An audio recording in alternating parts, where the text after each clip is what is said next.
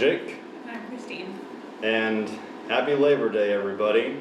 I thought for today we'd watch a movie that has a bit of a hard-working theme to it. This is from 1978, Blue Collar, written and directed by Paul Schrader, the writer of Taxi Driver and Raging Bull, and starring Yaphet Kotto of Homicide: Life on the Street, Harvey Keitel of Reservoir Dogs and Taxi Driver, and in one of his few dramatic roles, stand-up comedian legend, star of movies like Silver Streak and Harlem Nights, Richard Pryor.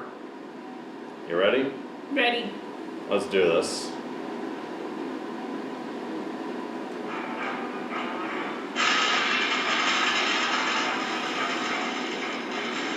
From the author of Taxi Driver comes Blue Collar. Answer. But you think it might.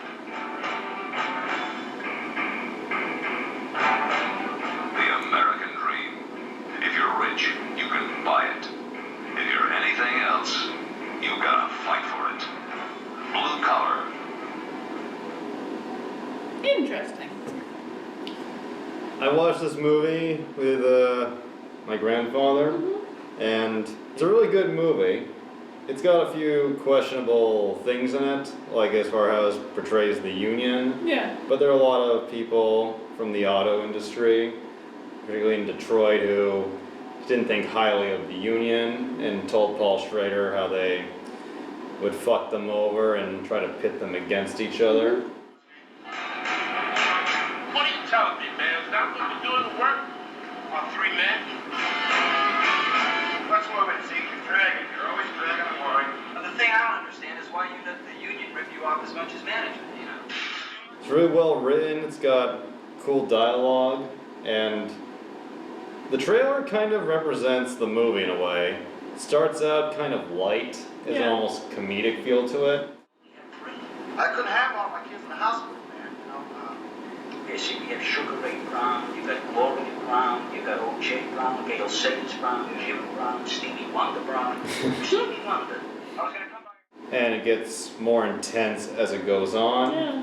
In fact, when I watched the movie, I won't give anything away, but by the ending, what started out as kind of a light comedy turned into something very disturbing and almost horrific.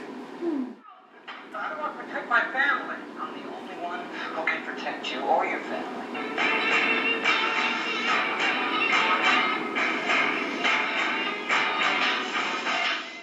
It almost had a haunting feel to it. Yeah. The film, I guess, is kind of about 3 hardworking men struggling to get by, and they break into the union headquarters and steal a safe thinking there's money, and they uncover instead a notebook showing loans and connections to organized crime, something that actually has happened with the union. here's the safe. We'll talk to it later. Let's get it out. I got the number. Why? I thought we threw all that stuff out. We can change the union with this book, baby. Let's make it out. And it's about this strong friendship between these 3 men, breaking down, and priorities, loyalties, either being tested or falling apart, and just a question of, do you want to keep fighting, or do you just play ball and let the system be as it is? Everybody knows what the plan is. The plan just shot the plantation. I was on that picket line every day. That's right. I'm still paying the bills and the money out of our to support my family. How does it look to you overall, aside from interesting? I feel like I would really want to watch it just to kind of see a different way of life and kind of get a different perspective, a different kind of workforce and a time period back then. Yeah, and this movie's 41 years old now. Wow. So, really has been a while. And with the exception of Richard Pryor, Yaphet Kotto and Harvey Keitel are still alive. They're in their 80s now, I believe. Which is And really interesting because it doesn't look that old. It doesn't look like it's 40 years old, the movie. I guess they preserved it well. Yeah. And Paul Schrader. He says that of all the movies he's made, this is the one that he kind of hates the most, which is weird because it was a successful film, got great reviews. I think that it might have to do a lot with the production, because apparently Richard Pryor, who was at that time a heavy cocaine user, was really difficult to work with. He didn't get along with any of the other leads.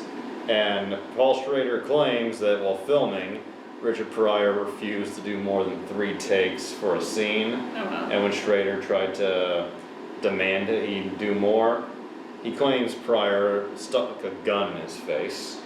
And when motherfuckers get scared, that's when motherfuckers accidentally get shot. And led to him having a nervous breakdown. Shit.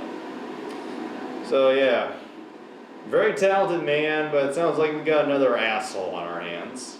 I was gonna come by your house and see you, but I figured I listen, man. Nobody comes near my house. Nobody I don't invite. Yeah, should we done with that now? Your train schedule?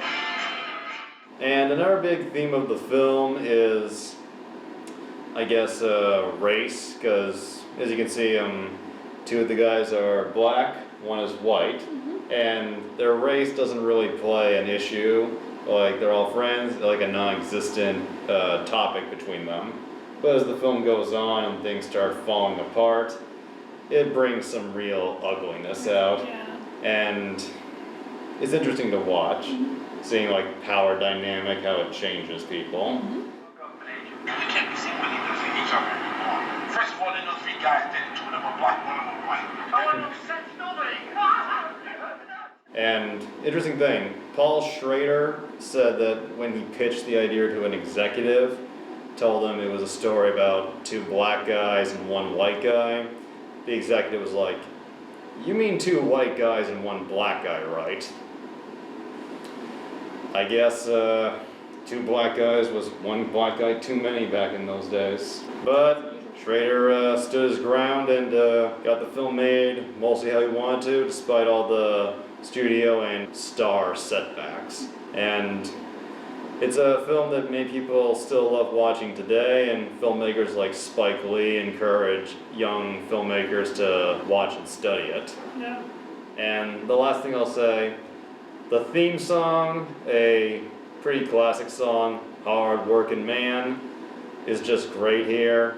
Plays, got a good beat, and in between the singing, when it comes to the thump, thump, we hear the din din from the factory. And it creates an almost, like the song is a feel-good song, but that noise from the factory just creates an almost chilling feel. Like a bit of impending doom